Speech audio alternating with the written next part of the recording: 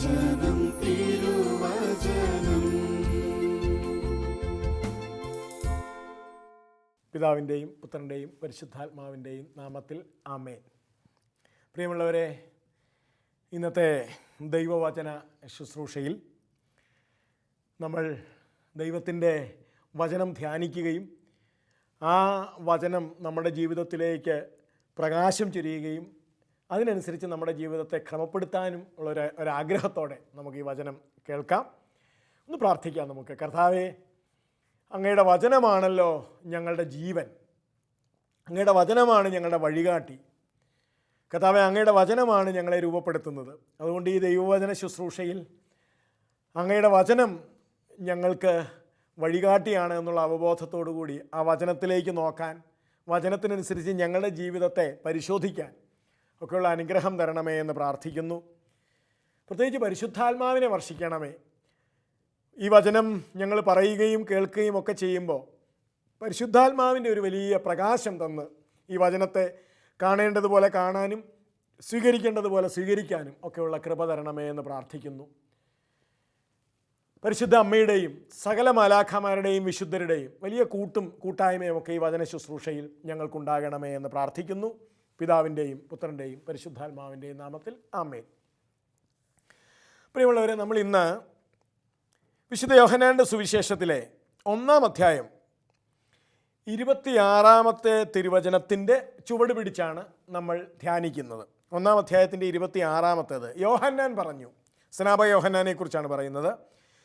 ഞാൻ ജലം കൊണ്ട് സ്നാനം നൽകുന്നു, എന്നാൽ നിങ്ങളറിയാത്ത ഒരുവൻ നിങ്ങളുടെ മധ്യേ നിൽപ്പുണ്ട്.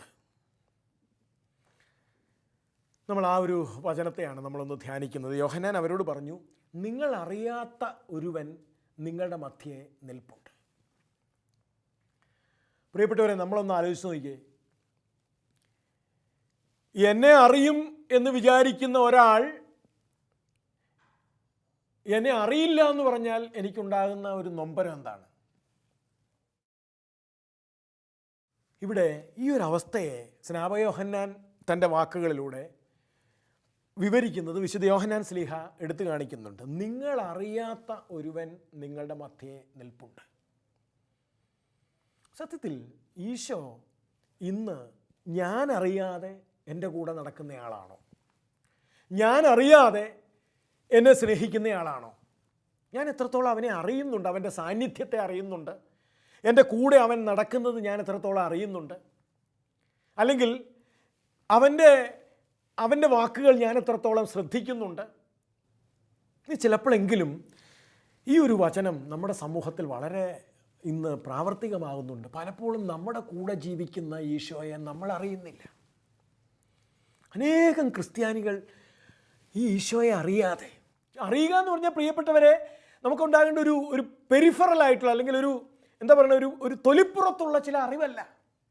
അറിയുക എന്ന് പറഞ്ഞാൽ അതിൻ്റെ ബൈബിൾ വ്യാഖ്യാനം അനുഭവിക്കുക എന്നാണ്.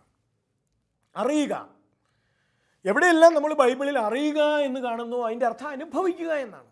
അനുഭവിക്കുക, അല്ലാതെ അറിയുക എന്ന് പറഞ്ഞാൽ നമ്മളൊരു പത്രം വായിച്ച് ചില ന്യൂസ് വായിച്ച് കഴിയുമ്പോൾ ചില അറിവ് നമുക്കുണ്ടാകുന്നു. അത് ഇൻ്റലക്ച്വൽ ബൗദ്ധികമായി നമുക്കുണ്ടാകുന്ന ചില അറിവുകളാണ്.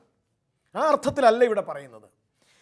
നിങ്ങൾ അനുഭവിക്കാത്ത ഒരുവൻ നിങ്ങളുടെ മധ്യത്തിൽ നിൽക്കുന്നുണ്ട് എന്ന് പറഞ്ഞാൽ അത് എത്ര അപകടകരമായൊരു പ്രസ്താവനയാണ്.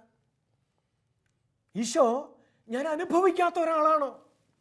അങ്ങനെയെങ്കിൽ അതെന്ത് സങ്കടകരമാണത്. സമാനമായൊരു സംഭവം വിശുദ്ധ ലൂക്കായുടെ സുവിശേഷം 24-ാമത്തെ അധ്യായത്തിൽ നമ്മൾ വായിക്കുന്നുണ്ട്.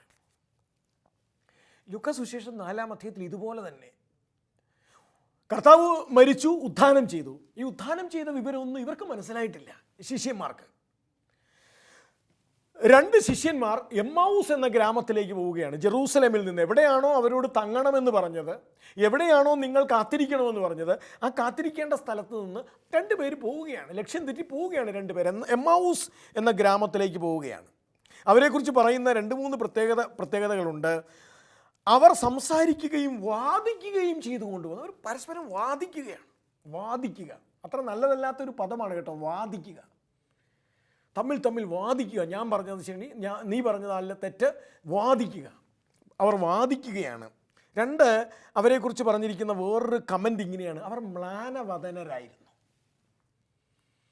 മുഖത്തെങ്ങും ഒരു രക്തമയോ ഇല്ല, ഇങ്ങനെ ചത്തതിനൊക്കുമേ ജീവിച്ചിരിക്കും എന്ന് പറയുന്നത് പോലെ അവർ മ്ലാനവദനരായിരുന്നു.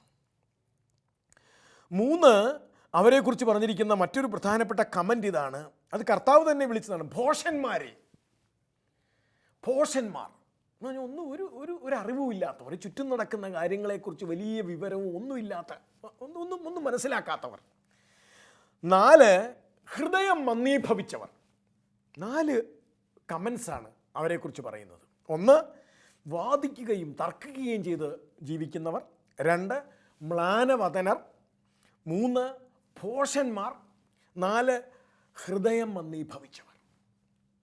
പ്രിയപ്പെട്ടവരെ, എന്താണ് ഇവരുടെ ഈ ഹൃദയം മന്ദീഭവിച്ച ഈ അവസ്ഥയ്ക്കുള്ള കാരണം? എന്താണ് ഇവരുടെ ഈ മ്ലാനവദനമായ ഈ മുഖം വാടി ഈ ജീവിക്കുന്നതിൻ്റെ കാരണം എന്താണ്? എന്താണ് ഇവർ ഈ തർക്കിക്കുകയും വാദിക്കുകയും ഒക്കെ ചെയ്ത് ഇങ്ങനെ മുമ്പോട്ട് പോകുന്നതിൻ്റെ കാരണം? ഒറ്റ കാരണമേ ഉള്ളൂ: കൂടെ നടക്കുന്നവനെ അവർ അനുഭവിക്കുന്നില്ല. കൂടെ നടക്കുന്നവനെ അവർ അനുഭവിക്കുന്നില്ല.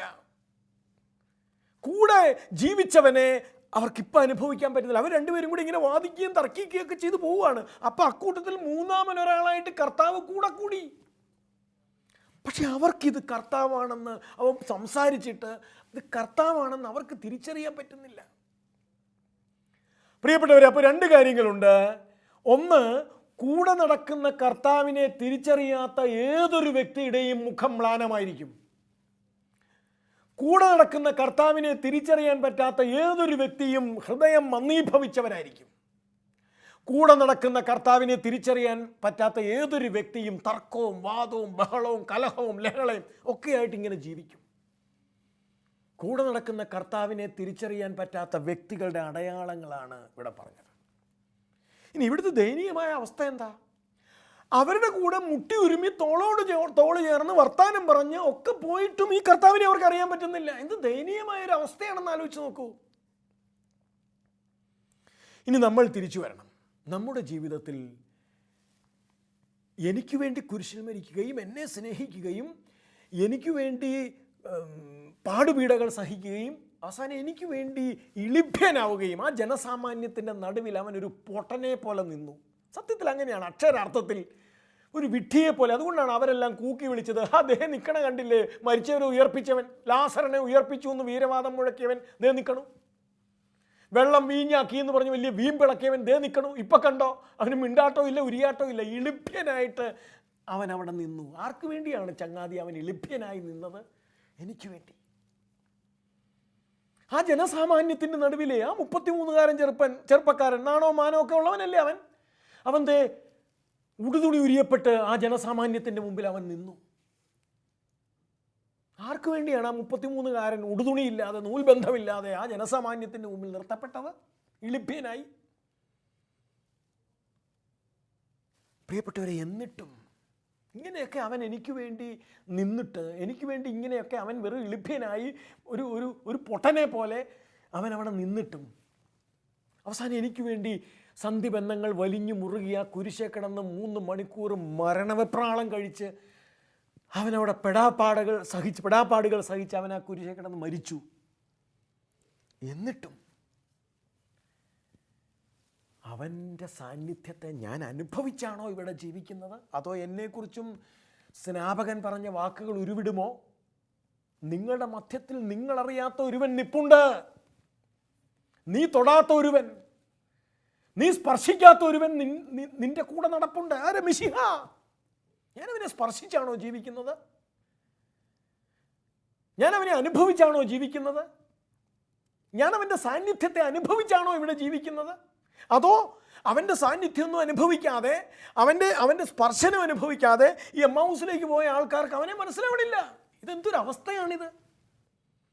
ഈ അവസ്ഥ ഇന്ന് നമുക്കുണ്ടോ പ്രിയപ്പെട്ടവരെ? നമ്മൾ ക്രിസ്ത്യാനികളാണ്, പള്ളിയിൽ പോകുന്നവരാണ്, നമ്മൾ കൊന്തയെല്ലുന്നവരാണ്, നമ്മൾ അനുഷ്ഠാനങ്ങളിൽ പങ്കെടുക്കുന്നവരാണ്, നമ്മൾ വചനം കേൾക്കുന്നവരാണ്, നമ്മൾ ധ്യാനം കൂടുന്നവരാണ്, കൺവെൻഷൻ ഇതൊക്കെ നമ്മൾ ചെയ്യുമ്പോഴും എന്നെക്കുറിച്ച് സ്വർഗം പറയുന്ന കമൻറ്റ് ഇങ്ങനെ ആയിരിക്കുമോ? നീ അറിയാതെ അവൻ നിൻ്റെ കൂടെ നടക്കുന്നു. അതുകൊണ്ട് നമുക്ക് ഞാൻ എത്രത്തോളം അവനെ അനുഭവിച്ചാണ്. ഈശോ ഉയർത്തെഴുന്നേറ്റ് കഴിഞ്ഞ് അനുഭവിച്ച ഏറ്റവും വലിയ പ്രതിസന്ധി അതായിരുന്നു കേട്ടോ. അവൻ ഉയർത്തെഴുന്നേറ്റ് അവരുടെ മധ്യത്തിൽ വന്ന് നിൽക്കുന്നത് കണ്ടപ്പോൾ അവർക്ക് ഭൂതമാണെന്നാണ് തോന്നിയത്. അയ്യോ അതേ ഭൂതം. അവസാനം ഈശോ ചോദിക്കുന്നുണ്ട്, എടാ ഭൂതത്തിന് കയ്യും കാലും ഉണ്ടോ? എവിടെ? എന്നിട്ടും അവർക്ക് മനസ്സിലാവുന്നില്ല.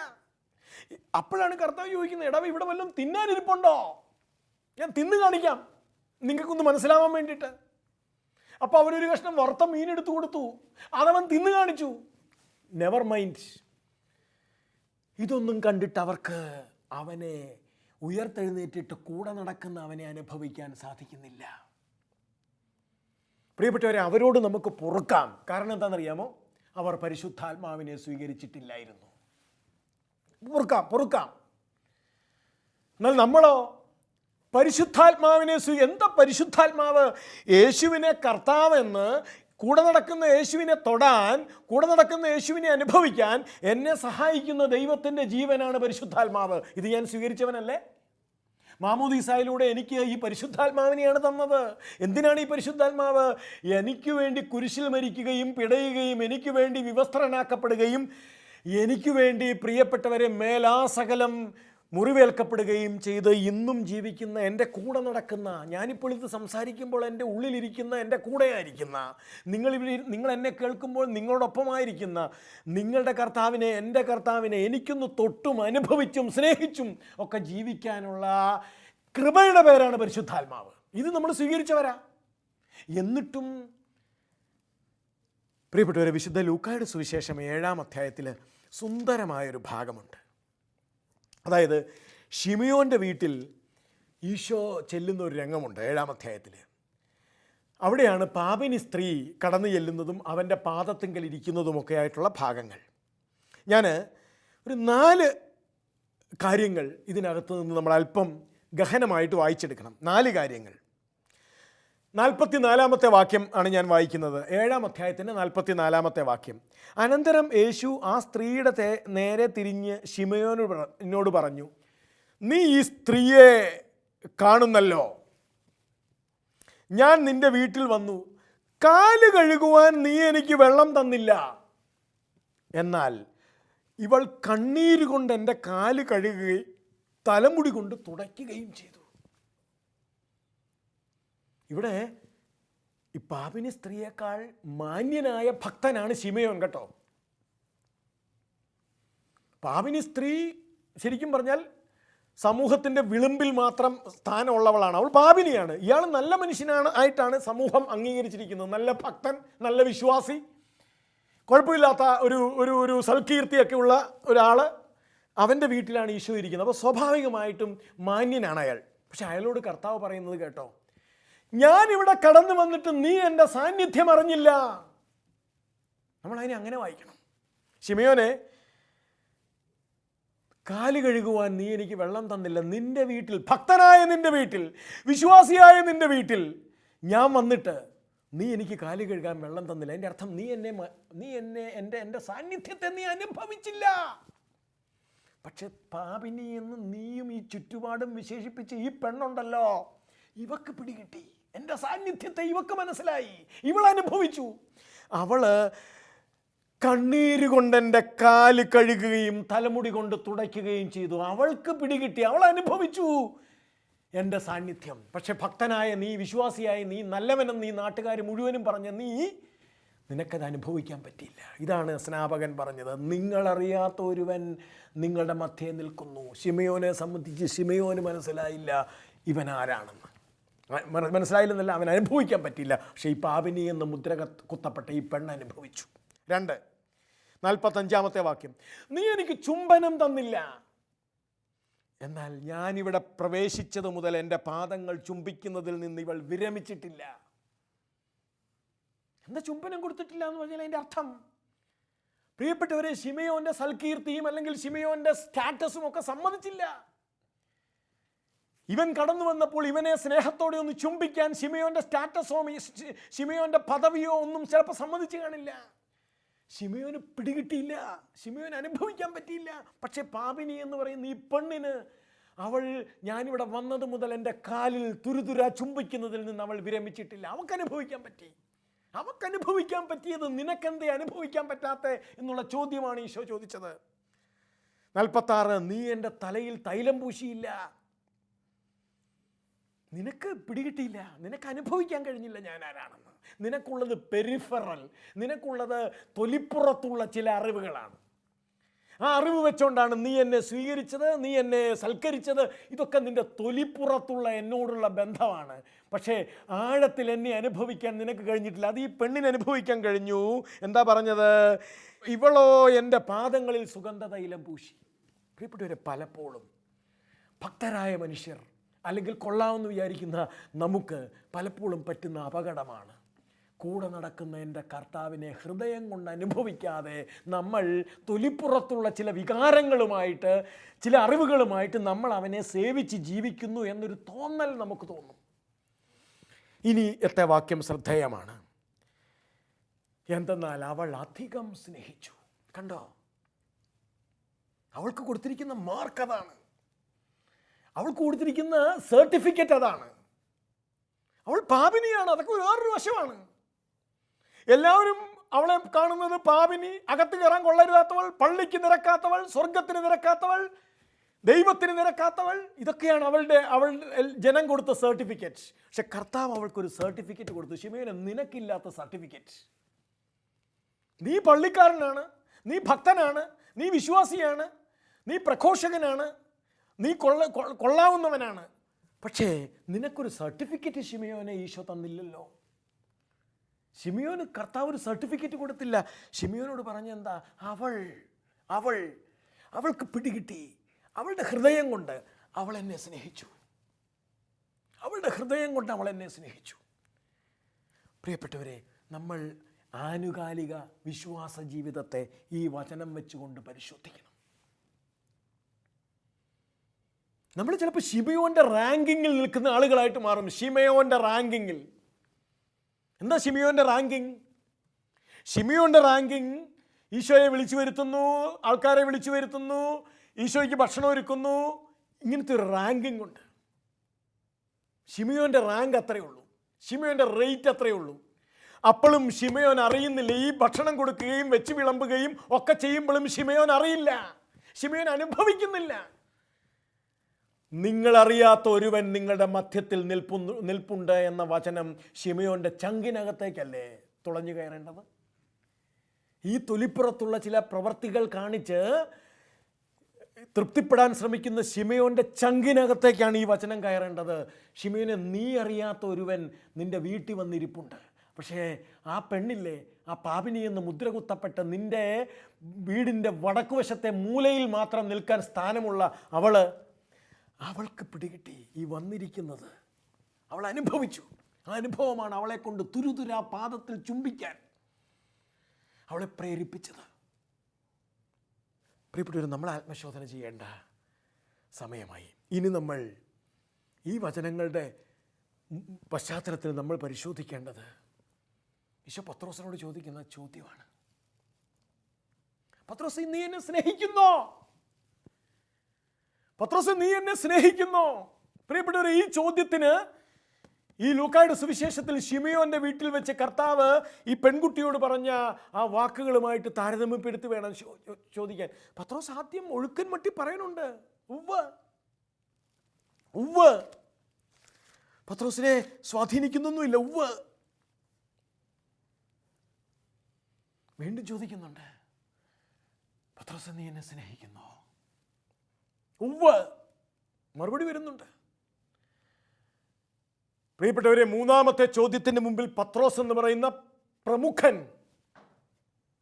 ഒന്ന് പതറിയിട്ടാണ് പറയുന്നത്, നിനക്കറിയാലോ എന്ന് പറഞ്ഞാൽ തൊലിപ്പുറത്തുള്ള ചില അറിവുകളുമായിട്ട് ഞാൻ നിന്റെ പുറകെ നടന്നെന്നും തക്ക സമയത്ത് നിന്നെ ഹൃദയം കൊണ്ട് സ്നേഹിക്കേണ്ടി വന്ന സമയത്ത് ഞാൻ പിന്മാറിയെന്നും ഒക്കെ നിനക്കറിയാലോ. പ്രിയപ്പെട്ടവരെ, ജന്മം കൊണ്ട് ചിലപ്പോൾ ക്രൈസ്തവ വിശ്വാസത്തിൻ്റെ സംഹിതകൾ ഉൾക്കൊണ്ട് പള്ളിയും അനുഷ്ഠാനങ്ങളും ഒക്കെയായി ജീവിക്കുന്ന ഒരു തലമുണ്ട് നമ്മുടെ ജീവിതത്തിൽ. നമ്മളറിയാതെ നമുക്ക് വേണ്ടി കുരിശിൽ പിടഞ്ഞ് മരിച്ചു ഉത്ഥാനം ചെയ്ത കർത്താവ് നമ്മളറിയാതെ, നമ്മളെ അനുഭവിക്കാതെ അവൻ എൻ്റെ കൂടെ നടക്കുന്നു എന്ന അപകടകരമായ ഒരവസ്ഥ. പത്രോസിന് അത് മനസ്സിലായി. അവസാനം പത്രോസ് പറഞ്ഞൊരു വാക്കുണ്ട്, നിനക്കറിയാലോ എന്ന് പറഞ്ഞാൽ, നിന്നെ ഞാൻ ഇന്ന് വരെ ഹൃദയം കൊണ്ട് അനുഭവിച്ചിട്ടില്ലെന്ന് നിനക്കറിയാലോ, നിന്നെ ഞാൻ സ്നേഹിച്ചിട്ടില്ലെന്ന് നിനക്കറിയാലോ.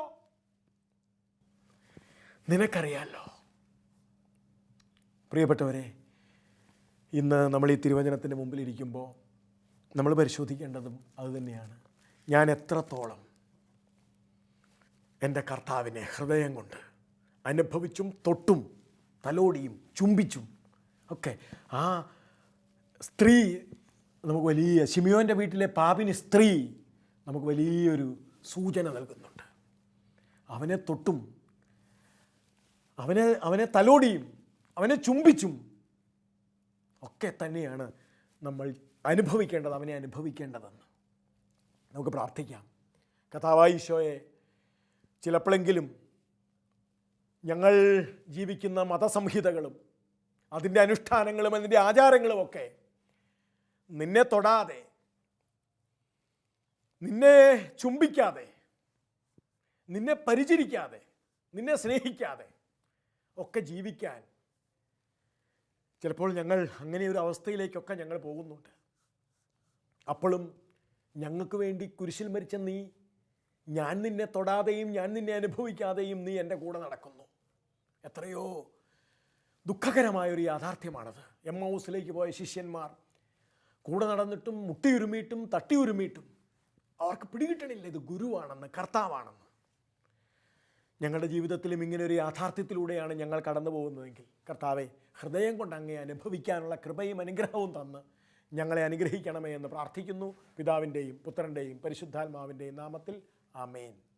ഈശോ മിശിഹായ്ക്ക് സ്തുതിയായിരിക്കട്ടെ.